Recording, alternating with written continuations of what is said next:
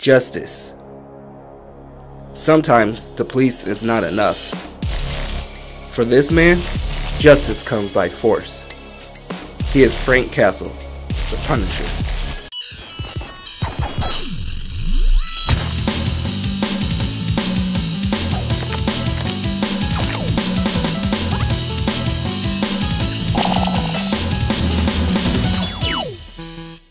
Hello world, I'm Roxy from Super Media Bros, bringing another episode of Character Comic Review, the show where I review characters who may or may not be popular in the comic book universe. It's October world, yes, the Halloween month, that is right. And as you can tell, it's gonna get a little creepy around the channel. Scary gameplays and other content is coming your way. So even though Christmas is my favorite holiday, Halloween is pretty cool, man. I dig it. I love seeing people in different costumes and the candy and of course the parties, man. Definitely love them parties. But mostly the costumes are cool. And doing a character review is perfect for Halloween because characters wear costumes.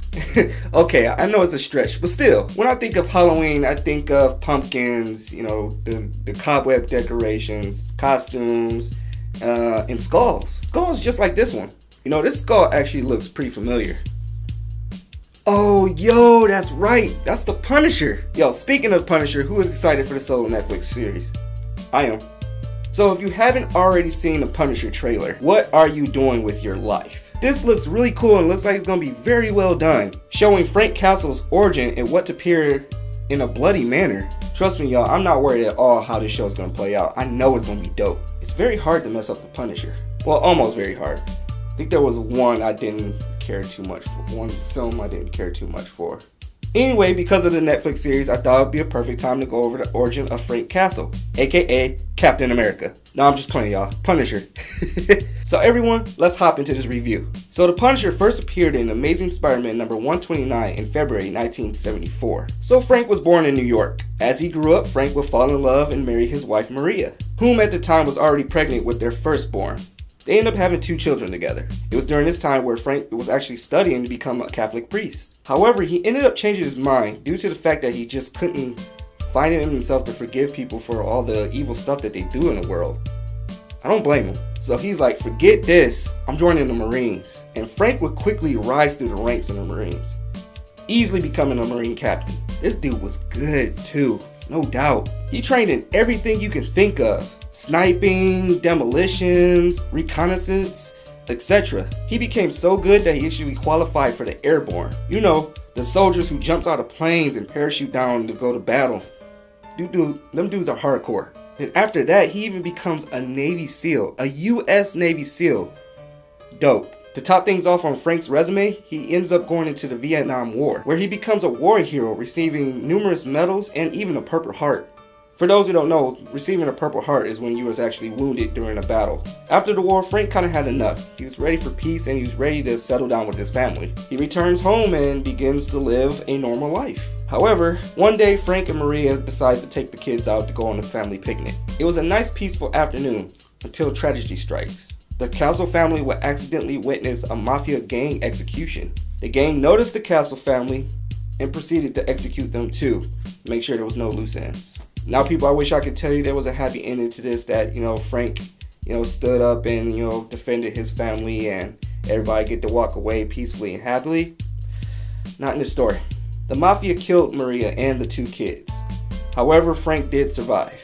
With this heartbreaking loss, Frank was eager to get justice for his family. He knew who was a part of this. They were called the Costa family, and they was a very powerful mafia. In fact, they were so powerful that when Frank actually went to the authorities, they couldn't even help him. They were either too scared or the mafia had some of the police on their payroll. It was here where Frank realized that he would have to take matters in his own hands and carry out his own justice. He would make himself a body armor and put a skull symbol on top of it, calling himself the Punisher. However, not everyone was a fan of this, because Frank didn't just stop bad guys, he killed bad guys, which doesn't go well with other superheroes and police. He will eventually come across Spider-Man, which they would have numerous times where they duked it out, which will often lead to Frank's arrest. However, he will eventually get out to continue carrying out his justice. So quickly going over his abilities, Frank does not have superpowers.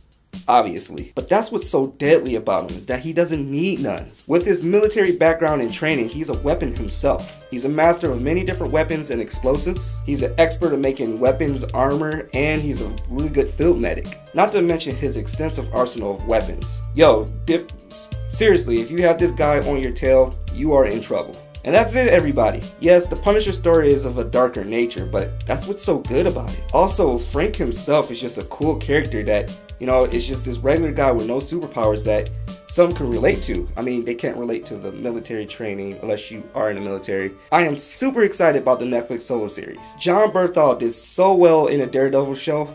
I have no doubt in my mind that he's gonna kill this Punisher role in this solo series.